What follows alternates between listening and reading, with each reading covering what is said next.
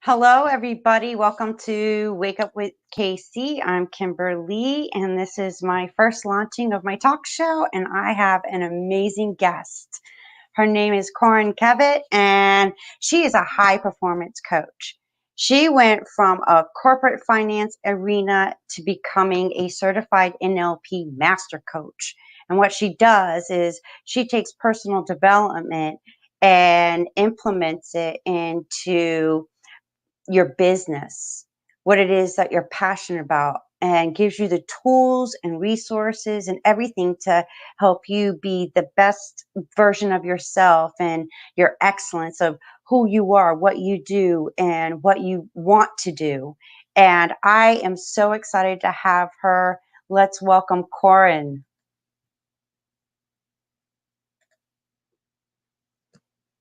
Hello, Corryn. Unmute your mic. There, can you hear me?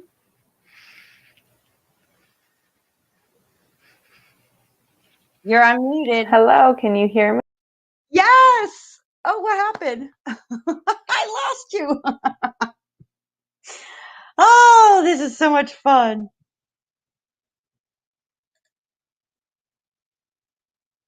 Oh, we lost her, but we're going to find her again. I promise you. This is just, the new way of doing talk shows. And yeah, it's going to be fun. Never a dull moment with me. I keep telling my partner that. My kids say it's never a dull moment. But oh my gosh, I can't wait for her to come back.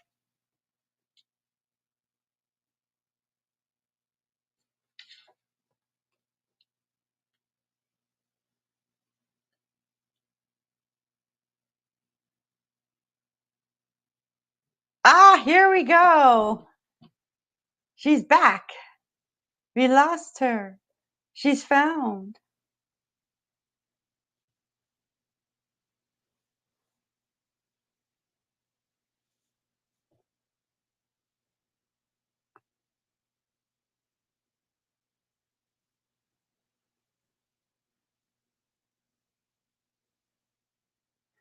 Connect your mic cam.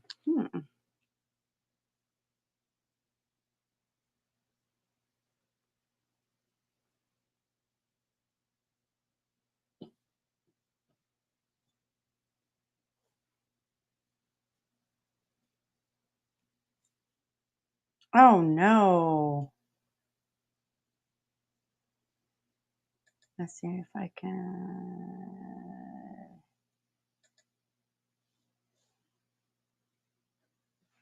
I'll resend. I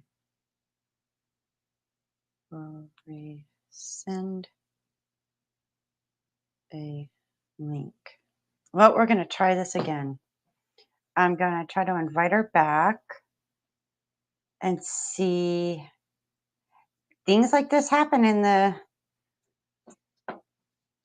in video and audio world. You just got to troubleshoot and keep going. And that's exactly what I'm doing. Hello, Corryn. Hello. There she is. Let's see if we could get her back on. She's just a lovely person, and she has a lot to share.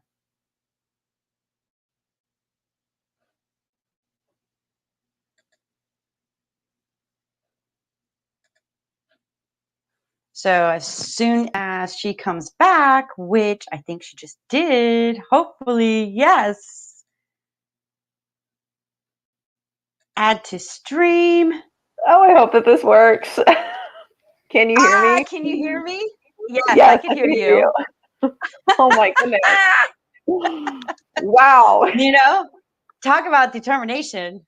Yeah, And we're still live, persistence but and I'm resilience. like, hey, this is what happens. And a lot of people don't understand the background of how to put a production together like this. Oh my goodness. Yeah, there's a lot of behind the scenes.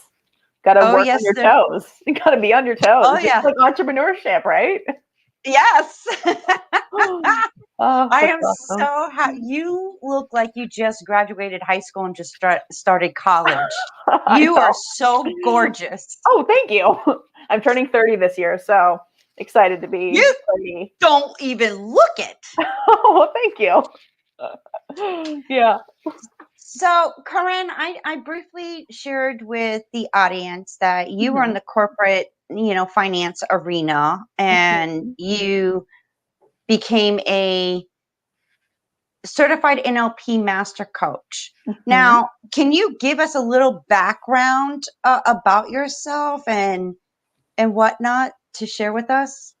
Most definitely. So I am from San Diego, born and raised from sunny San Diego, California.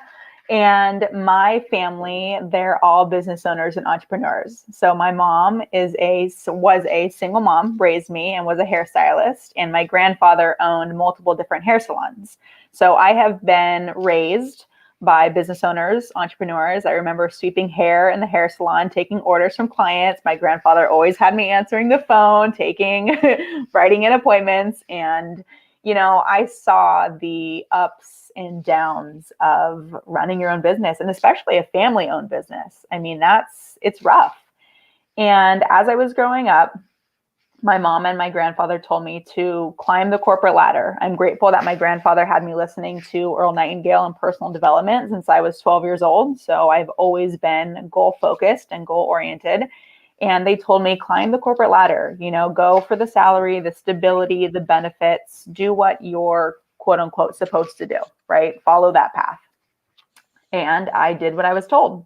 So I graduated top of my class from San Diego State University. I studied finance. I've always enjoyed numbers, so decided to study finance. I did take entrepreneurship classes. And then I ended up going into the corporate ladder. I went into financial advising, and a little while after being in the corporate role, I knew that in order for me to move forward, I needed to have the certifications under my belt. I was fresh out of college, so I needed to start getting those certifications.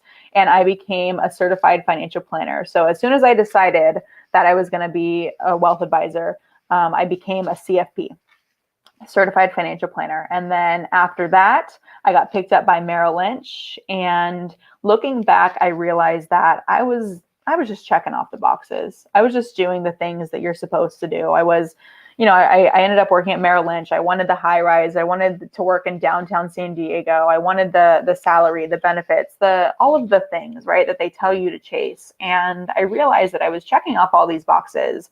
However, deep down, I wasn't really living the life that I wanted. I was just going through the motions. And it was a really rough time for me. And I woke up and I realized, I'm not living my life to the fullest. I'm doing what I should be doing, and that's not me. And I'm done doing that. So I quit my career and had zero plan, no idea what I was going to do.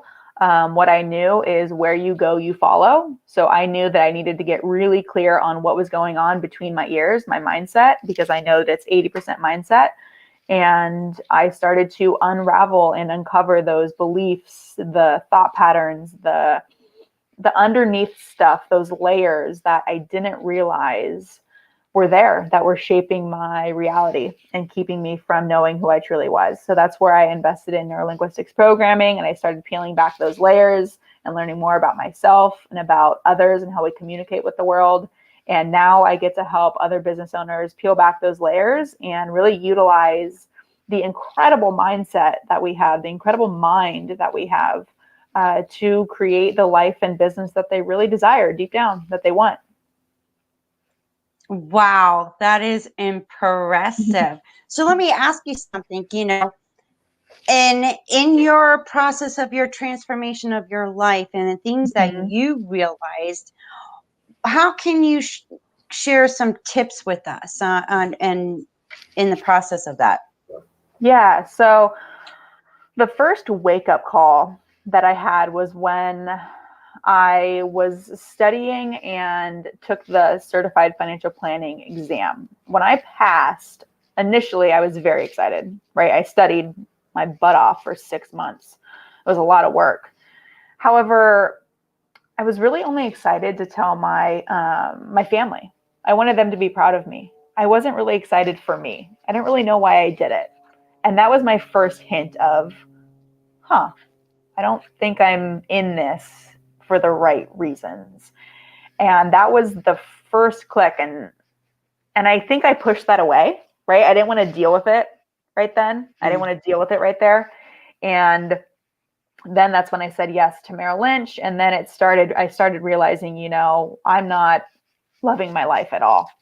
And when I look in the mirror, like, I'm not loving what I see back. And that's where I started to actually deal with what was going on. So in order for me to leave and quit, it took a while. I mean, it had been a while for me to build up the courage to do that. So I talk about this term of courage stacking. And, someone had asked me, how did you build up that courage? And I think that we do courageous things every day.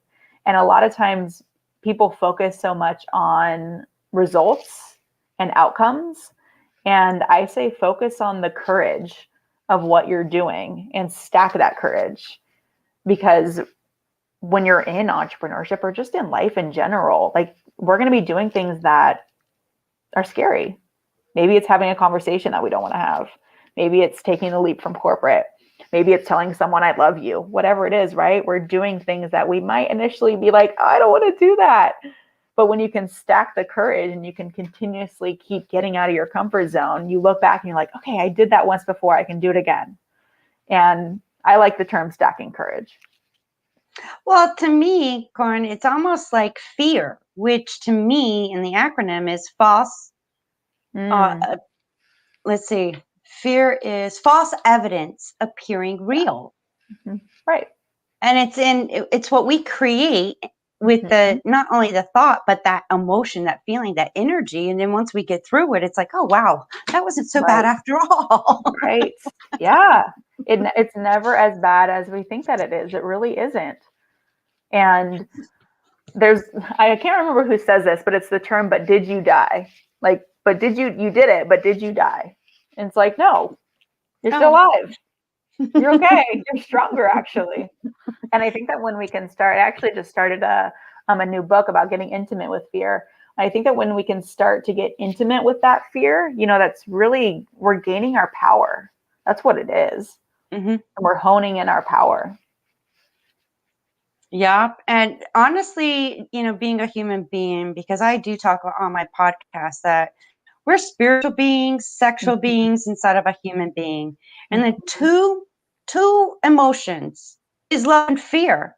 Love sponsors fear, fear sponsors love. And it's like a vicious cycle that's been going on for history. Yeah.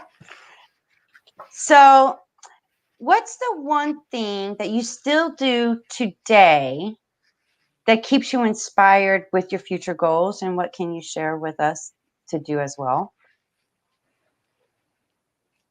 That's a great question. One thing that I do consistently is meditate. Meditation and visualization. And, the practice of meditating, simply doing it is the practice. There's no other outcome or agenda. It's doing it and being there and really working on being present with where I'm at in my life. For a while, it was always, where am I going? Where am I going? Where am I going? That future. And yes, have a vision, yes, see that future, and all we have is right now. So by meditating and being present, it's this feeling of space. Mm-hmm. And really being. So do you do that like first thing in the morning to help your day get going, set the vibes, the energy, the intentions out? I do. I do it first thing in the morning, and anytime during the day that I feel that I need it, if I'm out of balance or if I have back-to-back calls, I'll find a period where I can be silent, breathe, and simply be for even 5 to 10 minutes, because that will reset my entire frequency and really put me back on my agenda in my energy. Wow. But let me ask you something. You know, what inspired you to become an NLP certified master coach? What happened? It found me. How It did that definitely show found up? me. Yeah. So, like I mentioned, my grandfather had me listening to Earl Nightingale since I was 12. So Earl Nightingale, Les Brown, and Jim Rohn have been my top three gentlemen that I've been listening to for years. And then I would throw in Tony Robbins in there every once in a while as well. When I quit my corporate career, I went on a journey of self-discovery, and I actually went through a yoga teacher training. So I went through a yoga teacher training. I traveled to Thailand, and I ended up picking up, I've always been so intrigued by consciousness, meditating, the mind, spirituality, science. And I picked up Joe Dispenza's book, Breaking the Habit of Being Yourself. Have you read that book? Yes, I It's listened to it on my amazing. audio. It's amazing. And I It is. love Joe Dispenza. I do his meditations. I will be going to one of his retreats. His work is absolutely phenomenal. I ended up Girlfriend, picking let's that go book. together. Yeah, let's go. Here we go. I ended up picking that book. I believe it was November and December of 2018. And I quit my corporate career in July of 2018. And as soon as I picked it up, I knew that it was going to shift everything. So I read the book, and then I was invited by a friend to work at a boot camp that she was hosting. She needed someone to help her with the setup, with the behind the scenes, everything. And I told her, of course, I'll help her. And when I was there, I didn't know at the time, but her and a woman by the name of Stacey O'Byrne were going to be running this success boot camp. And I thought, you know what? I'm going to come to this boot camp, and obviously I'm working. However, I get to sit there and I get to listen. I'm going to go in with an open mind, like just be so present and take in whatever it is that I need to hear that day. And when I heard Stacey speaking, she was speaking the same language as Jim Rohn, as Les Brown, as Earl Nightingale, as Bob Proctor, as Tony Robbins. And I knew that those were universal principles that I could apply in my life and begin to shift. That's what I knew. So I said, you know what? I'm going to invest in myself and I'm going to do it. And that's honestly how NLP found me. If I wouldn't have gone to that boot camp, I would not be here today. So thank you, universe, for bringing me that. And once I got my taste of NLP, I went all the way through. And that's when I became a trainer as well. Wow. It sounds like more of a synchronizations that just little synchronies that just come. And it's like when you open yourself up, you start paying more attention. Wouldn't you agree? Definitely. And, you know, when you look back, the dots start to align. Going forward, though, we never know how the dots are going to align. So I think that if we can open up to the idea of we have no idea how it's going to map out. However, when we look back, it's going to make sense. That subtle shift opens up so much possibility and so much trust in yourself and where you're going. So yeah, NLP ended up finding me. Yeah. And like Dr. Joe Dispenza always says, embrace the unknown. Yes. Well, Love everything is the known. unknown. Yes, Yeah. everything. And when I think that there's a lot of fear in the unknown. And I think that we're almost trained for that, right? Because people don't talk about embracing the unknown and being in the now. It's not talked about too frequently until you dive in and have conversations like this, right? And then you find your people, Right. and then you have conversations like this, and it's amazing. So the more that we can get intimate with our relationship with the unknown, the more we start to, I think, gain our power and be with it. Wow.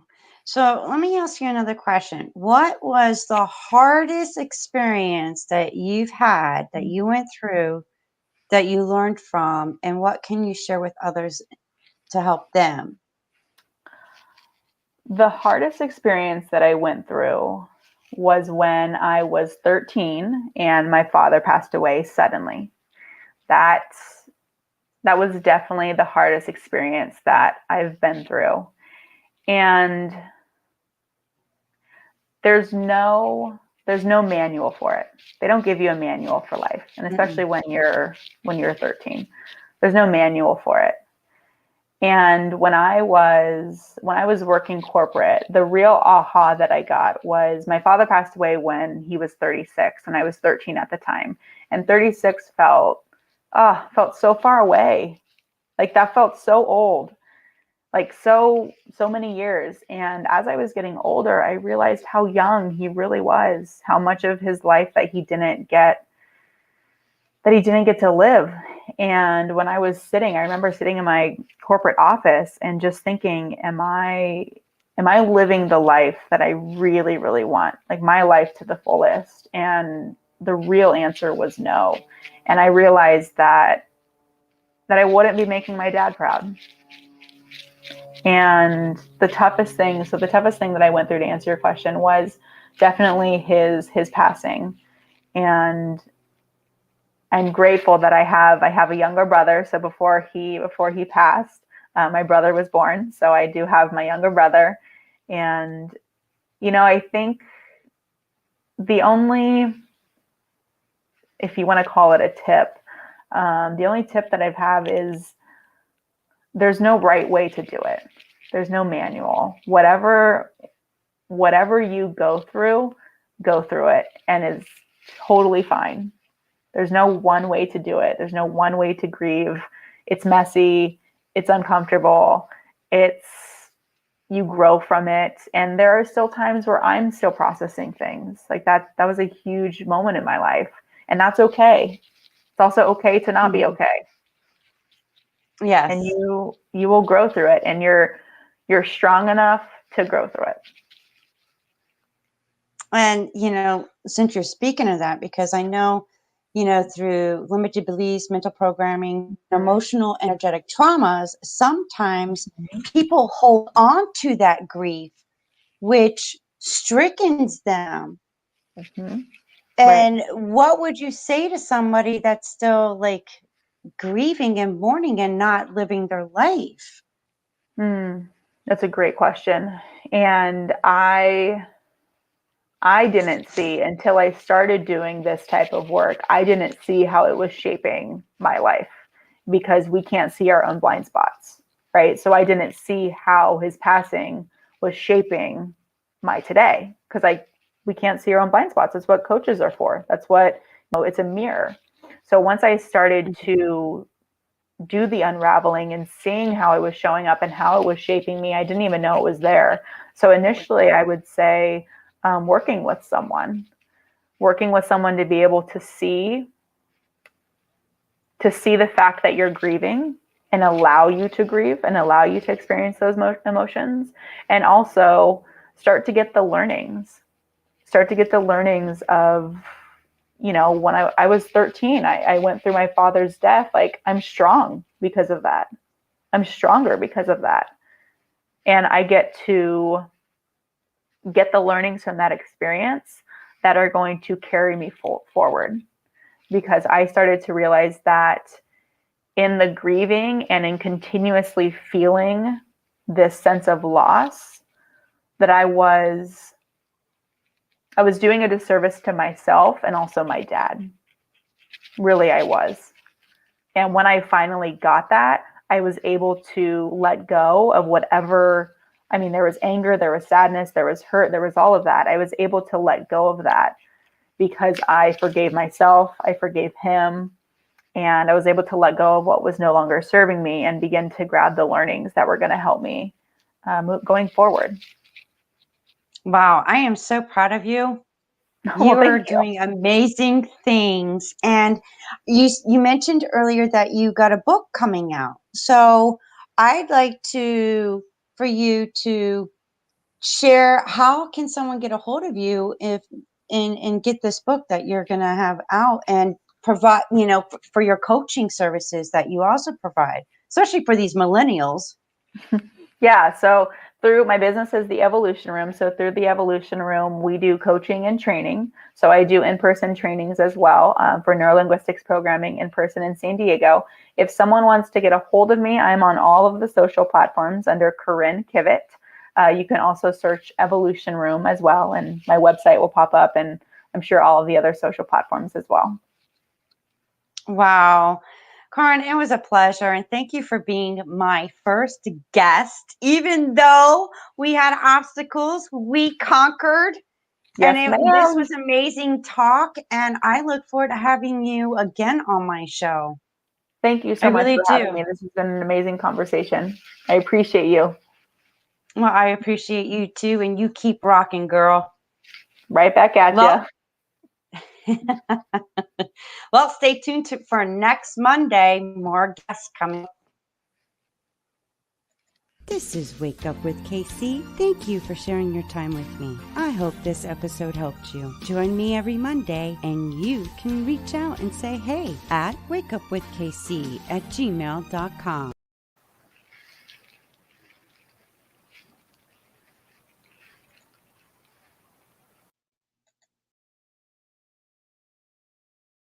This is Wake Up with KC. Thank you for sharing your time with me. This is Wake Up with KC. Thank you for sharing your time with me. I hope this episode helped you. Join me every Monday, and you can reach out and say hey at wakeupwithkc@gmail.com. Have an amazing week, and talk to you next Monday for more amazing topics to share with you that you don't want to miss.